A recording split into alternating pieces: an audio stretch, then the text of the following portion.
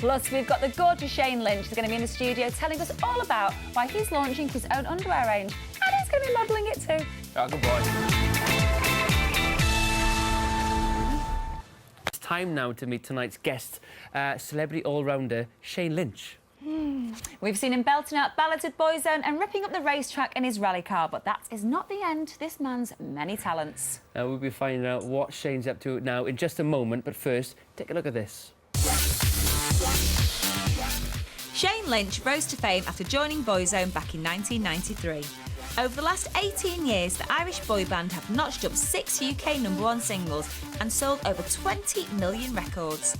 Shane's passion for motorcar racing led him to the world of drifting, and he recently won the Gumball Rally. He's now turning his hand to fashion and has designed his own range of men's underwear, which he's going to model himself. Lovely stuff. Shane, welcome to the show, mate. Thank you very much. Welcome. Thank you. First question, underwear. Yes. Why? Well, you know what it is? It's not like the Shane Lynch underwear as the way Beckham and all that is. It's not iconic that way. It's more of a visual design. Obviously, with me and tattoos and that style of things, I just want to incorporate it into the style of underwear more than anything else, you know? Well, on behalf of all the women in the country and some of the men, you're modelling them yourself. Let's take a look. Oh, let's have a gander. Hey, look at that. Do you know what? That was actually just to do a little test shot.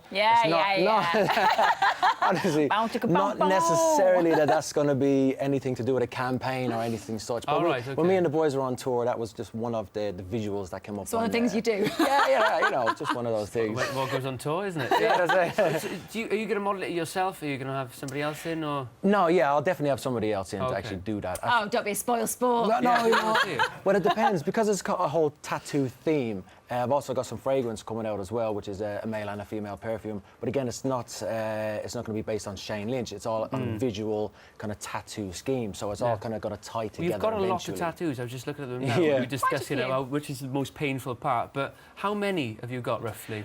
I think I've got well over 48 hours of tattooing at this point. Like, I'm 20 years getting tattooed. Yeah. My first one, I'm turning 35 come July. But yeah, when I was 15 years old, that was my first tattoo. What was your first tattoo? It's on my back, a big Grim Reaper. Oh, cool. And I've never had one. That's a good one to have the first one. Yeah, I've usually never had a laser. Like a little Chinese symbol or something. No, mine was a large. You went for a big Grim Reaper on your back. I knew I was into it from the beginning. You know? That's good. That's good stuff, man. So what have you the boys got to say about your underwear range? They were delighted, actually, because I did discuss it before we went on tour. Could I actually do an advert on, you know, you have the screens and that. Oh, yeah. Before we actually come on stage. And yeah, they were delighted. Obviously looking for freebies, as everybody does. Aren't we all? Aren't we all? Literally, I've got to be honest, I asked for some free pants just before you give me on. We're also bringing out, I'm bringing out like a women's range as well, so yeah, that's going to be cool. And Boyzone, I'd love to talk about Boyzone because you've had a fantastic tour. Yeah. It's just finished. Yeah. How was it for you? Did you awesome. enjoy it? I mean, one of the things for us guys is obviously the passing of Stephen Gately was whether we wanted to go ahead and continue as a band. We were in the middle of making an album, so we kind of finished the album for, I suppose, the sake of just memories for us guys. And then going on tour was the next level for where we actually want to perform without him or not. And actually, it went well. We were cool about it. We felt good about it, and we're okay to move forward. So we've got to get into the studio this summer, pretty much, make a new album. Hopefully, have it out by Christmas time. But we do have some summer gigs as well.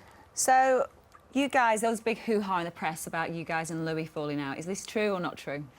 Well, I was actually down at the MotoGP the weekend, just as a guest with the caddy and stuff, and I was on the grid, and they were asking me the same question, and that was the first I heard of it. So, yeah, it was almost under the spotlight. I didn't know anything about this. But there's no pattern change from 1993, since we got together with Louis Walsh, till 2011. Some tours he turns up, some tours he doesn't. The last tour we went on, he didn't turn up. That's none-stranger for us guys. That's what we're used to that. He's busy, and you guys all know what you're doing. It's not like you need him there all the time. But if the case is he's cutting ties with us guys, you know, he served us well. He was a good employee of Boyzone. And, you know, hopefully we'll always be friends in the future. He was an employee of Boyzone. That's what management are. I like that. Not often people say that. Oh, really? He works for you. Of course he does. That's fantastic. I did.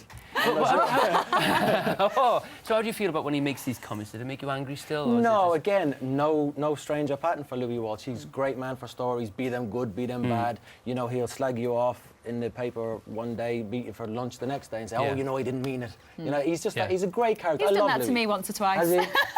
Well, it's different for girls. You can scratch his eyes out. Do you know what I mean? That's it. But no, I love Louis, and I always will. I've always got time for him. I respect him a lot, regardless of his decision. You know. And as well, you're a bit of a metalhead. Gumball Rally. How cool is this? Now, you did the Gumball Rally. You won it in Istanbul. That was fantastic. Well done. Technically, the terms of winning the Gumball Rally is not correct. Okay. I so happened to get to Istanbul first. Which is a bit you different. won it. Well, no, because it's not really a race. It's a 3,000 mile. You got there first. You got there first. Let's just go with it. You won. Thank you. I'll take that. We've got a little bit of footage of it. You messing around. Okay. Nice one! I love it.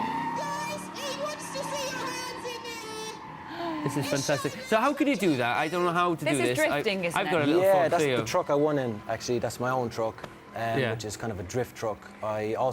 That's one of my big passions is drifting. I'm part of the BDC, which is the British Drift Championship. I drive for a team called Jap Speed in a Stobart sponsored car. But the Gumball itself is more of a gathering of a lot of high-end people, where to the point of it's a good relation for mixing in business. I think that's what the Gumball is for, more than it being a race. You get good kind of business partner clientele. Things come out of it, like what I have a company called Prestige Wrap, which we do a lot of car and stuff, which is also customizing. I won the Fearless Award on the Gumball Rally, which is kind of then tied into the No Fear deal, which I might have coming up to do a sponsorship for race cars. Okay. So yeah, it's all about networking more than anything And else. socialising as And well. drinking. Yeah, And come drinking. on. It's amazing. It's an amazing. I'd love to do it because I've seen the Jackass boys do it. I know the That's right. Dirty Sanchez Welsh boys. They love to Yes, do it. they did it told with me you a this time. tale or two about you in the boombox. That's all we're saying. Okay. But it must be fantastic. It must be great for you as a big fan of motorsports just to get out there and travel across It is. Europe. It's an iconic rally stroke, race stroke, whatever you want to call it, venture.